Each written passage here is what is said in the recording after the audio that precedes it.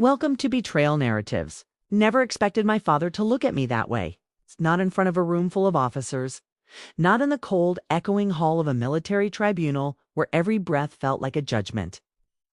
I walked in wearing my uniform, the same uniform I had bled in, fought in, nearly died in. But to him, I was nothing more than a disappointment covered in fabric. The moment I stepped through the doors, I saw my father sitting in the front row. Arms crossed, jaw tight, like he couldn't wait to pick apart my existence. My mother sat beside him, hands clenched, eyes full of worry.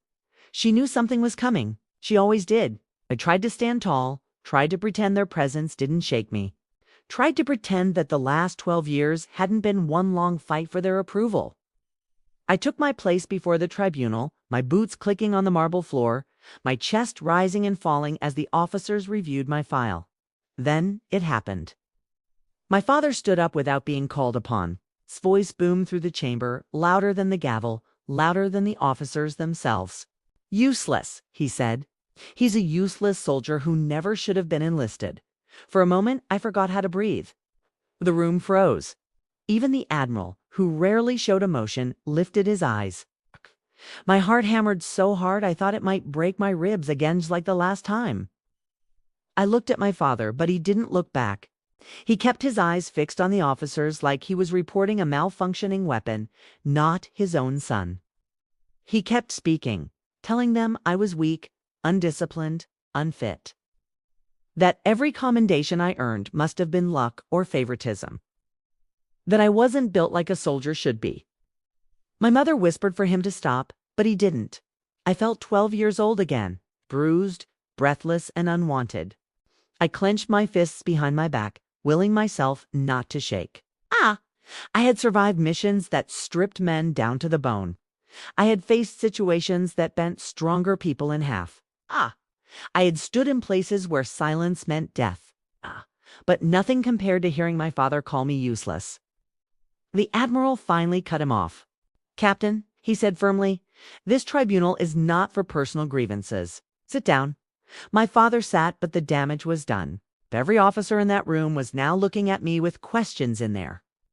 Eyes, doubt, curiosity, suspicion. I swallowed every storm inside me and forced my voice steady as they questioned me about the incident. Why I had disobeyed a direct order during the last operation. They wanted to know what made me make that call. They wanted answers I wasn't supposed to give. The truth was simple. I saved my unit. But the official report didn't allow the details. Not the ambush, not the compromised intel. And definitely not the part where I took the hit meant for someone else. I answered every question I could without crossing classified boundaries. But my father's words lingered in the room like smoke. Finally, the Admiral leaned back in his chair and narrowed his eyes at me, studying me the way surgeons study X-rays. "Sergeant," he said slowly, "step forward." I did. "Lift your uniform shirt." The room shifted. Officers exchanged glances. My mother gasped softly. My father gripped the edge of his seat. I hesitated for a split second, not because I feared judgment, but because I hated showing weakness, even when it wasn't weakness at all. "Now," the Admiral said. So I lifted my shirt. The room fell silent. Across my ribs were the long, deep, jagged scars left from years of training accidents, mission injuries, and the blow that shattered my side during the operation my father knew nothing about. The Admiral stepped closer, examining the damage like an artifact of truth. "These didn't come from weakness," he said. "These came from protecting others." My father's face changed. Not fully, not instantly. But for the first time in my life, I saw confusion there, like the story he built about me was suddenly cracking. The Admiral turned to the tribunal. "This soldier took a hit that would have killed the rest of his squad," he said. "He chose to break his body to save lives. And he still completed the objective before collapsing." I kept my eyes forward, not on my father, not on anyone, just forward. Because I didn't want their pity. I wanted the truth to stand on its own. The Admiral continued. "In my 35 years of service, I have never seen someone with this level of resilience. You don't survive this kind of damage unless you're carved from something rare. My mother covered her mouth. My father blinked hard, his jaw locked, but his posture crumbled. A lifetime of his disapproval felt like it was dissolving in the air around us. The tribunal deliberated for less than 10 minutes. Their decision was unanimous.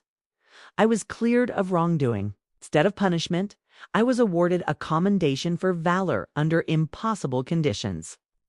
When the verdict was read, the room applauded. My father didn't. He just sat there staring at me like he was seeing me for the first time. Not as a boy he expected to mold, not as a failure he had imagined, but as a man he didn't recognize.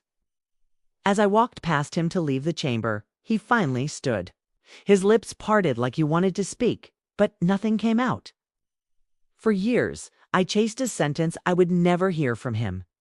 Today, I realized I no longer needed it. I didn't become a soldier to prove him wrong. I became one because it was who I was meant to be. And sometimes, the scars you hide say more about you than the praise you never receive. As the doors closed behind me, I took my first deep breath of the day. I wasn't a useless soldier. I never had been. I was a man who earned every scar on his ribs. And finally stopped apologizing for surviving.